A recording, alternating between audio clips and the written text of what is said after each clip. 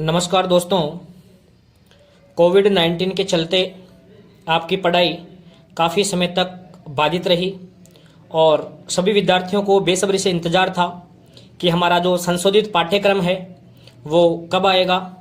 तो अंततः माध्यमिक शिक्षा बोर्ड राजस्थान ने आखिरकार खुशखबरी हमें दे दी है।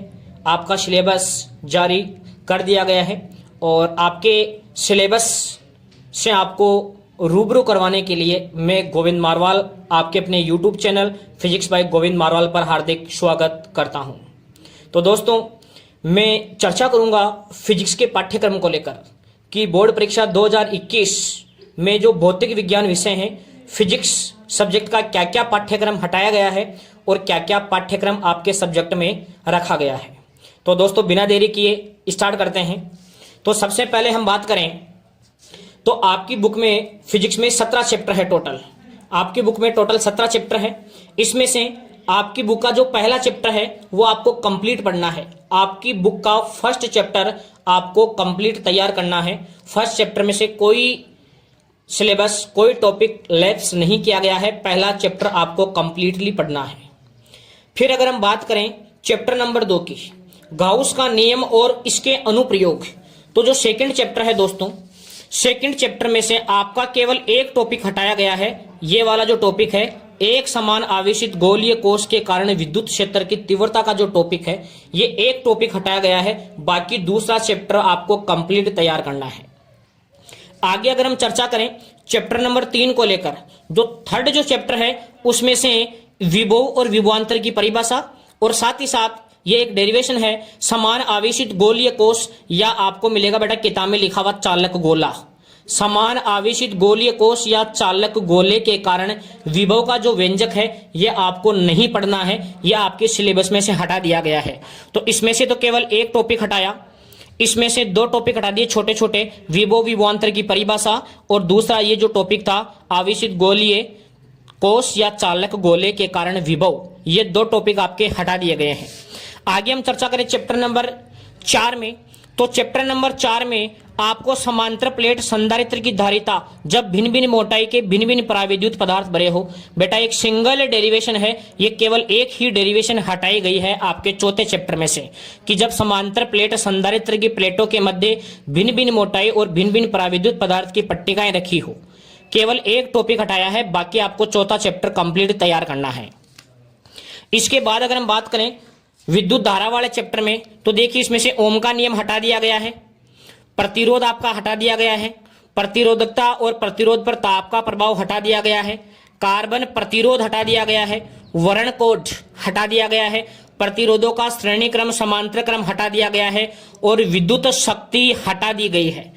पांचवा जो चैप्टर है विद्युत धारा, इसमें काफी टॉपिक हटा दिए गए हैं। तो कौन कौन से टॉपिक रखे गए हैं 5वें चैप्टर में वो देखिए आप। तो 5वें चैप्टर में आपको टॉपिक तैयार करने हैं दोस्तों, ये धात्विक चालकों में आवेश का प्रवाह है, ये आपको पढ़ना है। अपवन वेग गतिशीलता और अपवन वेग का धारा से संबंध, ओम के नियम की उत्पत्ति, विद्युत प्रतिरोध, ओम ये अनोमीय युक्तियां, प्रतिरोध की परिभाषा, शेल का आंतरिक प्रतिरोध, विद्युत वाहक बल, टर्मिनल वोल्टा और सेलों का संयोजन, ये टॉपिक आपको डिस्कस करने हैं विद्युत धारा वाले चैप्टर में। इसके बाद अगर हम बात करें चैप्टर नंबर 6 की, विद्युत परिपथ इलेक्ट्रिक सर्किट, तो इसमें आपको विभवमापी के अनुप्रयोग, आपकी बुक में बेटा 3 अनुप्रयोग दे रखे हैं, इसमें से केवल एक अनुप्रयोग हटाया गया है, अल्प प्रतिरोध का मापन। विभवमापी के आपकी बुक में 3 अनुप्रयोग है, 3 में से एक हटा दिया गया है। कुल मिला के आपको 2 पढ़ने हैं, 2 अनुप्रयोग आपको पढ़ने हैं विभवमापी के। बाकी पूरा चैप्टर एज इट इज है, केवल एक ही टॉपिक हटाया गया है चैप्टर नंबर 6 में से, विभवमापी द्वारा अल्प प्रतिरोध का मापन, एक टॉपिक हटाया है। बाकी छठा चैप्टर आपको कंप्लीट तैयार करना है। इसके बाद में अगर हम बात करें विद्युत धारा का चुंबकीय प्रभाव, तो इसमें आपकी 2 चीज हटाई गई है। एक तो चुंबकीय क्षेत्र की दिशा, जिसमें आप 4 नियम पढ़ते हैं दिशा ज्ञात करने के, शनो नियम है, इसके अलावा अपने दाएं हाथ के अंगूठे का नियम है, ठीक है। आपको चुंबकीय क्षेत्र की दिशा के जो 4 नियम है वो 4 नियम नहीं पढ़ने, और साइक्लोट्रॉन का जो टॉपिक है वो आपको नहीं पढ़ना है। इसके अलावा आपको 7वां चैप्टर कंप्लीट तैयार करना है। चैप्टर नंबर 8 की अगर हम चर्चा करें, जिसका नाम है चुंबकत्व एवं चुंबकीय पदार्थों के गुण। तो इसमें आपको प्राकृतिक चुंबक नहीं पढ़ना, कृत्रिम चुंबक नहीं पढ़ना, चुंबकीय क्षेत्र रेखाएं नहीं पढ़नी, चुंबकीय द्विध्रुव नहीं पढ़ना, आघूर्ण भी नहीं पढ़ना, तीव्रता भी नहीं पढ़नी, दंड चुंबक पर बरागुल भी नहीं पढ़ना, चुंबकीय पदार्थों का जो व्यवहार है ये भी आपको, वर्गीकरण है ये भी आपको नहीं पढ़ना है, ठीक है। और इनका अंतर जो है, चुंबकीय पदार्थ 3 प्रकार के होते हैं दोस्तों, लोहे चुंबकीय, अनुचुंबकीय और प्रतिचुंबकीय। इन तीनों का आपको तुलनात्मक भी नहीं पढ़ना है। तो फिर बात आती है कि सर हम चैप्टर नंबर 8 में से क्या तैयार करेंगे, चैप्टर नंबर 8 में आपको क्या पढ़ना है। तो देखिए, आपको तैयार करना है दोस्तों उदासीन बिंदु, भू चुंबकत्व, भू चुंबकत्व के अवयव, चुंबकत्व गाउस का नियम, चुंबकीय क्षेत्र के प्रति व्यवहार, चुंबकीय तीव्रता, चुंबकीय क्षेत्र, चुंबकीय प्रवृत्ति, चुंबकीय पारगम्यता और लास्ट में शैथिल्य वक्र और क्यूरी ताप। ये टॉपिक आपको डिस्कस करने हैं, ये टॉपिक आपको पढ़ने हैं चैप्टर नंबर 8 में से। आगे हम बात करें चैप्टर नंबर 9। चैप्टर नंबर 9 में से आपको कौन कौन से हटाए हैं, तो ये चैप्टर नंबर 9 है बेटा, sorry chapter number 9। Chapter number 9 आपको मैं बता दूं, चैप्टर नंबर 9 में आपको चुंबकीय फ्लक्स पूरा तैयार करना है दोस्तों। चैप्टर नंबर 9 में से कोई भी टॉपिक नहीं हटाया गया है, आपको चैप्टर नंबर 9 पूरा कंप्लीट तैयार करना है, ठीक है। चैप्टर नंबर 9 आपको कंप्लीट तैयार करना है पूरा। अगर बात करें चैप्टर नंबर 10 प्रत्यावर्ती धारा की, तो प्रत्यावर्ती धारा में दोस्तों 2 टॉपिक हटाए गए हैं, एक तो शक्ति गुणांक और एक वाटहीन धारा। मतलब बिल्कुल छोटे छोटे टॉपिक, 2 छोटे छोटे टॉपिक हटाए हैं। तो आप ध्यान रखो कि आपको प्रत्यावर्ती धारा वाला जो चैप्टर है वो भी आपको कंप्लीट पढ़ना है, केवल 2 छोटे छोटे टॉपिक आपको मिस करने हैं, शक्ति गुणांक और वाटहीन धारा। बाकी 10वें चैप्टर आपको कंप्लीट तैयार करना है इन 2 टॉपिकों के अलावा। बात करें किरण प्रकाशिकी में क्या क्या नहीं पढ़ना, तो देखिए प्रकाश का परावर्तन नहीं पढ़ना, क्योंकि आप परावर्तन कक्षा 10 में पढ़ चुके हैं, गोलीय दर्पण आप पढ़ चुके हैं, दर्पण सूत्र आपने पढ़ चुके हैं कक्षा 10 में, प्रकाश का अपवर्तन पढ़ चुके हैं, पूर्ण आंतरिक परावर्तन पढ़ चुके हैं, ठीक है। साथ ही साथ प्रकाश के प्रकीर्णन से संबंधित घटनाएं आपको नहीं पढ़नी है, आकाश का नीला रंग दिखाई देना, बादलों का सफेद दिखाई देना, इंद्रधनुष आपको नहीं पढ़ना है, मानव नेत्र और नेत्र दोष निवारण ये भी कक्षा 10 में पढ़ चुके हैं, इसलिए बोर्ड ने इन चीजों को हटा दिया है। आपको पढ़ना क्या क्या है चैप्टर नंबर 11 में, ध्यान दीजिएगा। आपको चैप्टर नंबर 11 में तैयार करना है दोस्तों प्रकाशिक तंतु, ऑप्टिकल फाइबर, इसके बाद में पतले लेंस, लेंसों का संयोजन, लेंस में सूत्र, लेंस की शक्ति, मतलब आपको लेंस का टॉपिक पूरा तैयार करना है। इसके साथ में आपको प्रिज्म पढ़ना है, प्रकाश का विक्षेपण पढ़ना है, और आपकी सरल सूक्ष्मदर्शी, संयुक्त सूक्ष्मदर्शी और खगोलीय दूरदर्शी। मतलब अगर सीधा सीधा बात करें तो मैं ये कह सकता हूं कि आपको लेंसों से पहले पहले वाला भाग छोड़ देना है। आपकी बुक में लेंस से पहले पहले जो आपकी बुक में लिख रखा है राजस्थान बोर्ड की किताब में, वो आपको नहीं पढ़ना है। लेंस के बाद वाला टॉपिक आपको पूरा तैयार करना है, छोड़ के मानव नेत्र और इंद्रधनुष, मानव नेत्र, इंद्रधनुष और प्रकाश का प्रकीर्णन, इन 3 टॉपिकों को छोड़कर आपकी बुक में लेंस के बाद जो भी लिख रखा है वो आपको तैयार करना है चैप्टर नंबर 11 में।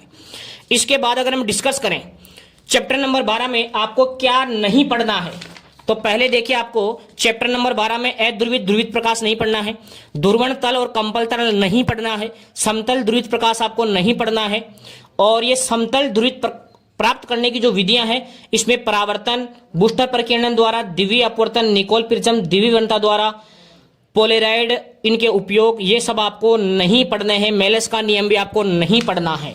तो पढ़ना क्या क्या है वो देखिए चैप्टर नंबर 12 में।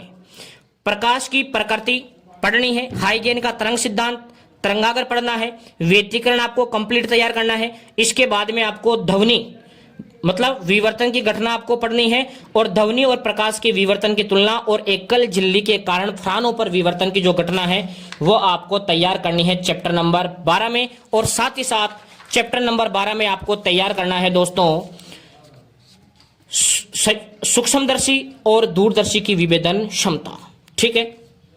इसके बाद अगर हम चलें चैप्टर नंबर 13 के अंदर, तो चैप्टर नंबर 13 में आपको क्या क्या नहीं पढ़ना है, तो चैप्टर नंबर 13 में दोस्तों आपको नहीं पढ़ना है तरंगों का तरंगधैर्य, द्रव्य तरंगों का तरंगधैर्य टॉपिक आपको नहीं पढ़ना है।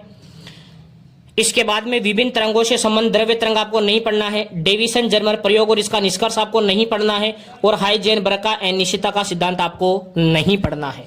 तो चैप्टर नंबर 13 में आपको क्या क्या पढ़ना है, प्रकाश विद्युत प्रभाव और दोस्तों आपको कंप्लीट पढ़ना है। Einstein with photo electric effect, क्योंकि आपको पता है तो फोटो प्रकाश विद्युत प्रभाव के लिए आइंस्टीन का एक बहुत बड़ा योगदान है, जिसके लिए उन्हें नोबेल पुरस्कार से सम्मानित किया गया था। तो आपको प्रकाश विद्युत प्रभाव और उससे संबंधित आइंस्टीन के जो प्रकाश विद्युत समीकरण है वो आपको पढ़ना है। प्रकाश की द्वैत प्रकृति और डी ब्रोगली परिकल्पना, मतलब छोटा सा चैप्टर रह गया कुल मिला के, चैप्टर नंबर 13 बिल्कुल छोटा सा चैप्टर है, ठीक है। इसके बाद में बात करें चैप्टर नंबर 14 की, तो चैप्टर नंबर 14 में आपको क्या क्या नहीं पढ़ना, आपको थॉमसन का मॉडल नहीं पढ़ना। देखो मतलब बोर्ड ने बड़ा सोच समझ के एक सिलेबस दिया है, परमाणु का थॉमसन मॉडल, क्योंकि आप कक्षा 10 में पढ़ चुके हैं थॉमसन का मॉडल। द्रव्य तरंगों से बोर के द्वितीय अभिग्रहित की परिकल्पना, मतलब mv²/r = NH/2π किस प्रकार होता है, इसके बारे में भी आपको डिस्कस नहीं करना है। कुल मिला के आपको चैप्टर नंबर 14 में दोस्तों डिस्कस करना है रदरफोर्ड का मॉडल और बोर का परमाणु मॉडल कंप्लीट, रदरफोर्ड मॉडल और बोर का परमाणु मॉडल कंप्लीट, ठीक है, और साथ ही साथ बोर मॉडल की लिमिटेशंस। आगे अगर हम बात करें बोर चैप्टर नंबर 15 को लेकर नाभिकीय भौतिकी, तो नाभिकीय भौतिकी में देखो क्या क्या नहीं पढ़ना है। नाभिकीय बल नहीं पढ़ना है, रेडियो एक्टिवता नहीं पढ़नी है, अल्फा बीटा और गामा के गुण नहीं पढ़ने, रेडियो एक्टिव सह नियम नहीं पढ़ना है, अर्धायु नहीं पढ़नी, माध्यायु नहीं पढ़ना, बंधन ऊर्जा प्रति न्यूक्लियन नहीं पढ़ना, द्रव्यमान संख्या के साथ इसका परिवर्तन, ये भी आपको नहीं पढ़ना है। तो चैप्टर नंबर 15 में आप क्या क्या डिस्कस करेंगे, तो एक तो नाभिकीय भौतिकी, मतलब नाभिक की संरचना, आकार, परमाणु द्रव्यमान मात्रक AMU, द्रव्यमान सती, नाभिक की बंधन ऊर्जा, नाभिक के विखंडन, नियंत्रित और अनियंत्रित श्रृंखला अभिक्रिया, नाभिक के भट्टी और नाभिक के संलयन, इन टॉपिकों को लेकर आपको चर्चा करनी है चैप्टर नंबर 15 में। अगर बात करें चैप्टर नंबर 16 की इलेक्ट्रॉनिक्स, तो इलेक्ट्रॉनिक्स में आपको क्या क्या नहीं पढ़ना है, पहले ये देखिए। विशिष्ट प्रयोजनार्थ डायोड, इसमें दोस्तों आपकी बुक में 3 डायोड है, एक फोटो डायोड है, एक LED है और एक जेनर डायोड है। ये तीनों डायोड आपको नहीं पढ़ने हैं, बाकी चैप्टर नंबर 16 आपको पूरा तैयार करना है। 3 डायोड है, फोटो डायोड, LED और जेनर डायोड, ये 3 डायोड नहीं पढ़ने हैं, बाकी चैप्टर नंबर 16 आपको पूरा तैयार करना है। बात करें चैप्टर नंबर 17 की, तो आपको इसमें विस्थापन धारा नहीं पढ़नी, नैनो तकनीकी नहीं पढ़नी आपको, ठीक है।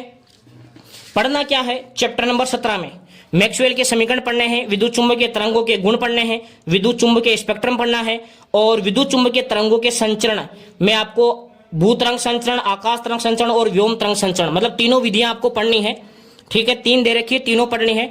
संचार तंत्र के अवयव ये आपको पढ़ने हैं, और साथ में इसकी आवश्यकता क्या है, और मॉड्यूलन के प्रकार और तरंगों का उत्पादन और इनका डिटेक्शन संसूचन आपको पढ़ना है। तो दोस्तों इस प्रकार हमने डिस्कस किया फिजिक्स के सिलेबस को लेकर कि भौतिक विज्ञान में आपको क्या सिलेबस हटाया गया है और क्या सिलेबस रखा गया है। मैं इस वीडियो के अंत में जो सिलेबस हटाया गया है उसका भी मैं आपको PDF डाल दूंगा, वीडियो की लिंक में क्या क्या सिलेबस रखा है वो भी मैं डाल दूंगा आपको। दोनों तरीके से जो सिलेबस है वो वीडियो के लास्ट में, वीडियो के अंदर भी मिल जाएगा, और वीडियो में मैं इसका लिंक भी डाल दूंगा, इसकी PDF बना के इसका आपको एक लिंक भी अवेलेबल करवा दूंगा। तो दोस्तों हमने डिस्कस किया फिजिक्स के एक संशोधित सिलेबस को लेकर। उम्मीद है कि आपको क्लियर हुआ होगा। आप अपनी पढ़ाई अच्छे से कीजिए, साथ ही साथ जो गवर्नमेंट ने रूल्स रेगुलेशन जो बनाए हैं उनको फॉलो कीजिए। सोशल डिस्टेंसिंग, मास्क वगैरह आप यूज कीजिए, सैनिटाइजर बार बार प्रयोग करते रहिए, क्योंकि पहले जीवन और बाद में शिक्षा। तो शिक्षा में काफ़ी नुकसान उठाया है, तो जीवन और शिक्षा दोनों का ही महत्व है। तो दोनों को ध्यान में रखते हुए, कोविड-19 को ध्यान में रखते हुए आगे एक टारगेट लेकर आप अच्छे से तैयारी करेंगे। थैंक यू, धन्यवाद।